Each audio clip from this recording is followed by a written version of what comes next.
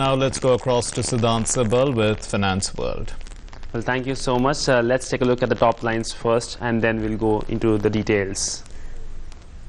Government seeks $1.55 billion from RIL for drawing ONGC's gas in the KG Basin over last 7 years. Oil Ministry sends notice to RIL.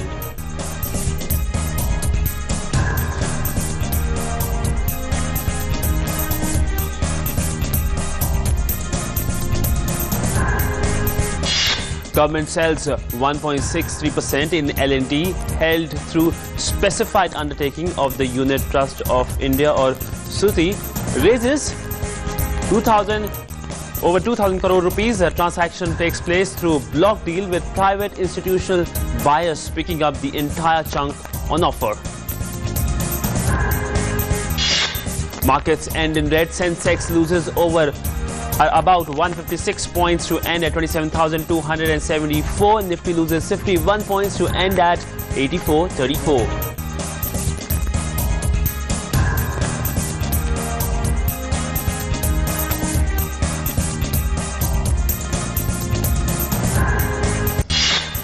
Gold prices advanced by 50 rupees to rupees 31,050 per 10 grams at the bullion market on sustained buying by jewelers in the ongoing wedding season. Silver under pressure falls by 360 rupees.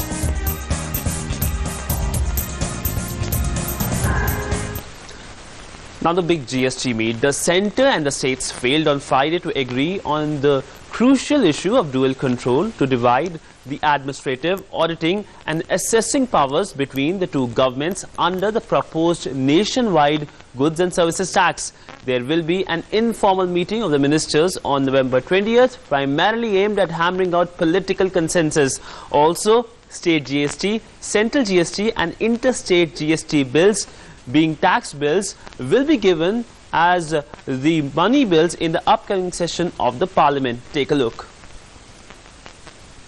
The GST Council meeting on Friday remained inconclusive as state finance ministers will now meet informally on November 20th to sort out pending issues.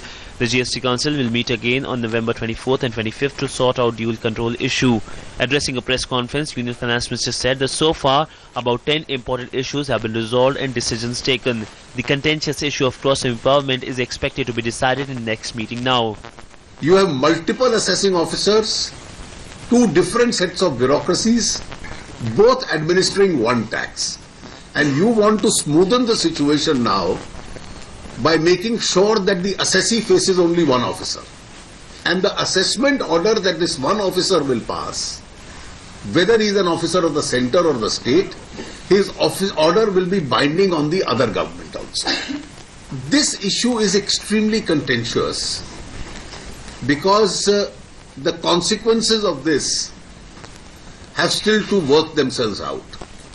Central and state government officers will prepare the draft of 4 supplementary bills dealing with CGST or Central GST, State GST or SGST, IGST, which is the Interstate GST, and the Compensation Law. The draft of these laws is expected to be prepared by November 14-15th.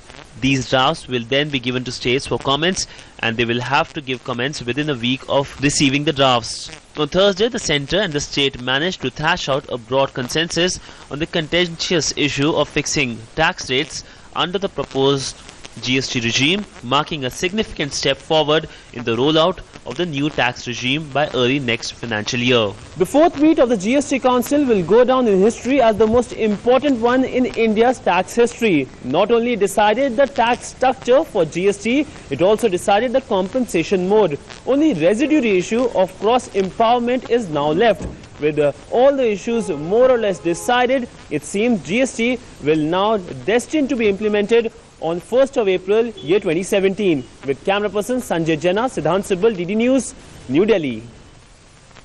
Well, in a crackdown to curb its soaring immigration figures, the UK government has announced changes to its visa policy for non-EU nationals, which will affect a large number of Indians, specifically IT professionals. Under the new visa rules announced by the UK Home Office, anyone applying after November 24th under the Tier 2 intra-company transfer ICT category would be required to meet a higher salary threshold requirement of £30,000 from the earlier £20,800. The ICT route is largely used by Indian IT companies in Britain, and UK's Migration Advisory Committee had found earlier this year that Indian IT workers accounted for nearly 90% of visas issued under this route. The changes comes just days ahead before British Prime Minister Theresa May lands in India on Sunday for her 3-day visit. Well, that's all in this edition. Back to the studio. Well, thanks very much, Sidhant. And now let's move on. Madhya Pradesh Chief Minister Shivraj Singh Chauhan has